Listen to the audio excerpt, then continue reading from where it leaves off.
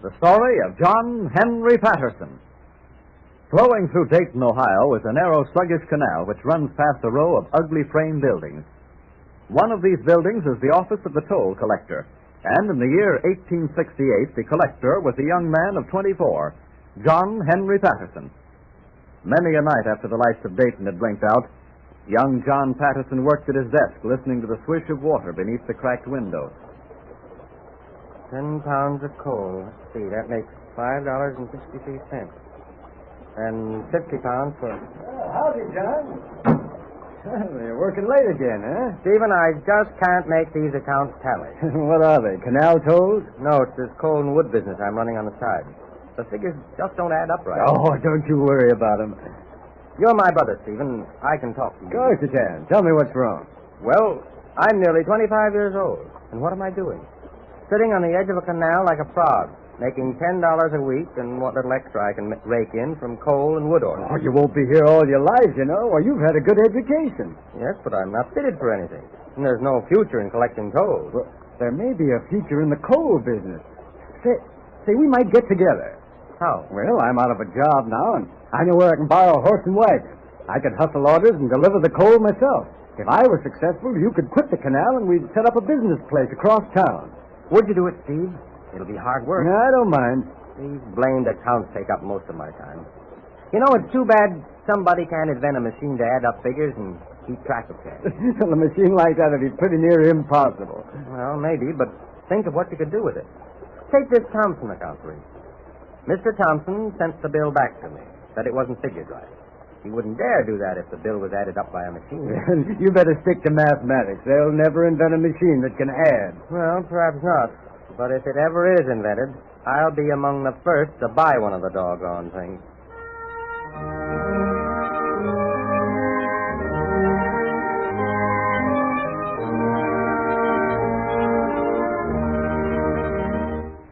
The Patterson brothers entered into partnership, but it was 6 years later before John Patterson left his job on the canal. Then, for another 8 years, the brothers labored at their coal business, becoming the leading retail merchants of Dayton. It was on a May Day in 1882 that John Patterson came to the turning point in his life. Now, John, what on earth do you call that contraption? It's a cash register, Steve. A firm here in town makes them. Well, what's it for? Well, you see these keys? Uh-huh. Whenever a clerk makes a sale, he presses one of them down, registering the amount. The machine punches a hole into a roll of paper. Then, at the end of the day, you add up the number of holes for each amount and compare it with the cash in the drawer. How much you pay for it? $50. What, are you crazy? $50 for this? Well, we've been losing a lot of money lately. I don't know where it goes, so I'm putting these cash registers in all our stores. Did you buy more than one? Yes, one for each store. Oh, John. Now, don't shrug your shoulders, Steve. I have an idea I'll find out where a lot of our profits have been disappearing.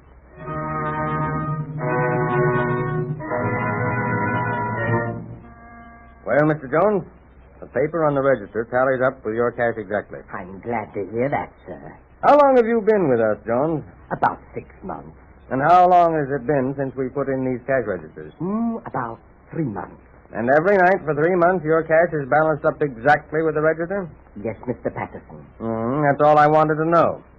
Jones, you're fired. But, sir, if my cash is balanced up exactly... You weren't smart enough to get away with it, Jones. Your accounts tallied too well. They were too perfect. You made no allowance for human error. The cash register's a machine, but a man isn't. A man's bound to make mistakes. But you can't prove... I can prove that you've not been registering all the sales. You've been counting the cash at night and working the register to balance with the amount. I've had a detective watching you for the last 5 days. Oh, sir, you won't send me to prison. No, but you'd better start traveling, because you won't get another job in Dayton. And at the next place you work, make sure that they don't have a cash register.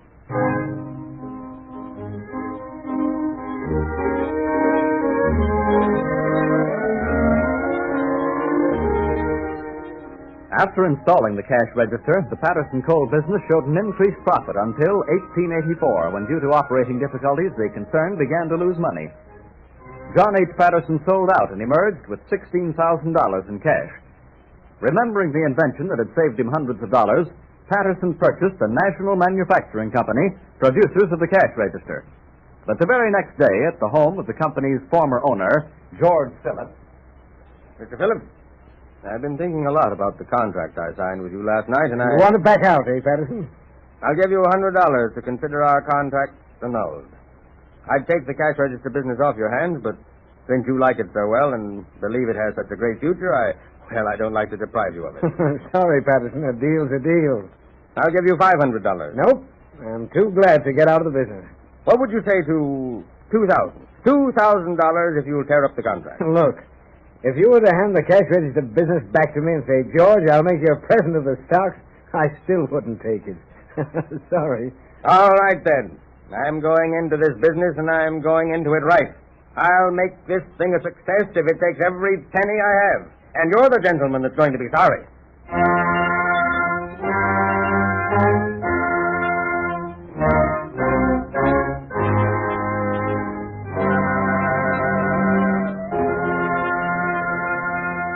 Thus, at the age of 40, John H. Patterson took charge of the National Cash Register Company, an organization with 13 employees and 4 pieces of machinery. Slowly, through incessant advertising, the company began to expand, and the machine was gradually improved by new patents. The cash register became like a growing child to John Patterson. He took pride in its development, struggled to achieve its perfection. Daily, a group of curious visitors wandered through the factory, led by a trim man with a flowing white mustache. Over here, gentlemen, is a line of registers ready for market. Just step this way, please. Now, every one of these registers is perfect. Nothing goes out of this factory unless it is right. See how easily the keys work? I press down on this one, and it rings up a $5 tag. Then, when I take my finger off the key... That's strange. Looks like the key is stuck. Yes, the key is stuck. There seems to be something wrong with this one. I'll have to fix it. Oh, Jim, hand me that mallet. What would you be wanting with the mallet? Here, give it to me. Yes, sir. Why, good Lord. He's breaking it up. Look. As I was saying, gentlemen, nothing goes out of this factory unless it is absolutely perfect.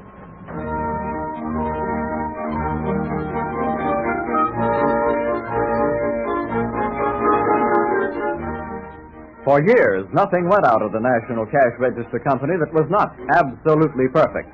But in 1894... Yeah, Mr. Patterson, we are returning 300 of your cash registers, and sorry to say the machines have not proved successful. Regretfully, Henry Patterson. It's a great disappointment that we're returning 400 of your cash registers. Evidently, you have not perfected the apparatus.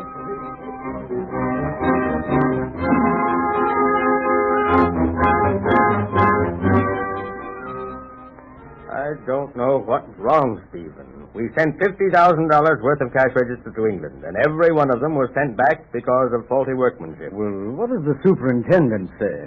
He doesn't know the reason for it. You know, I once broke up a machine because a key wouldn't work right. But this is more serious. I'll have to find out why these registers are defective.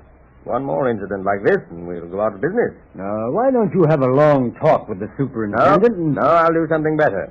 I'll move my desk right down on the floor of the shop where I can be close to the work and see what the men are doing. It's the only way, Stephen, the only way we can overcome the difference.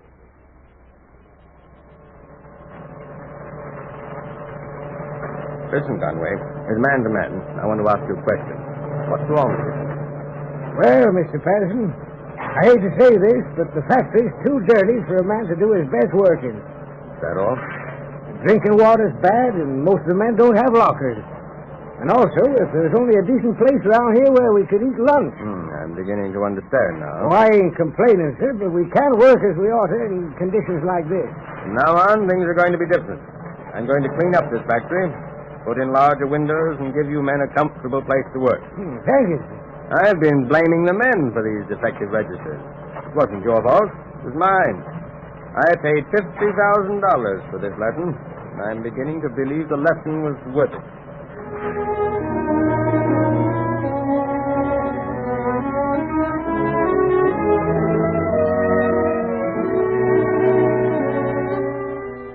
As a perpetual reminder, John Patterson had the defective registers placed in a huge glass case, and from then on he spared no expense in providing for the health, welfare, and happiness of his employees. New buildings were erected with large, sun-giving windows. Gardens, schools, picnic grounds became a part of the organization, and Patterson's influence was extended to the whole city of Dayton. On March 25th, 1913, a great rain descended on the Miami Valley. Floodwaters began to rise, menacing the levees around Dayton. At 7 o'clock in the morning, a swirl of muddy water raged through the city, swallowing every object that remained in its path.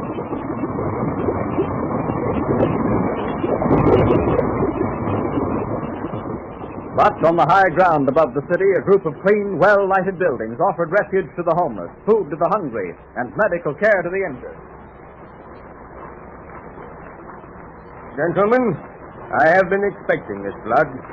I now declare the National Cash Register Company out of commission, and in its place, I proclaim the Citizens Relief Association. Here is its organization. My carpenters are building boats to rescue those who are stranded. I've brought in doctors from all over the country. We have plenty of food and drinking water. The flood has come. We have expected it. And now we will rise to the emergency.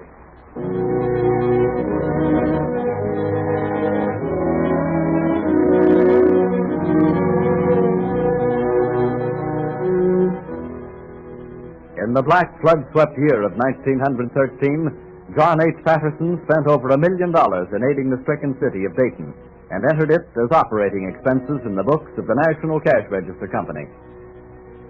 On May 7th, 1922, he died at the age of 77. A man who late in life started on the road to wealth and who regarded money simply as a means of helping the unfortunate. John Henry Patterson, Captain of Industry.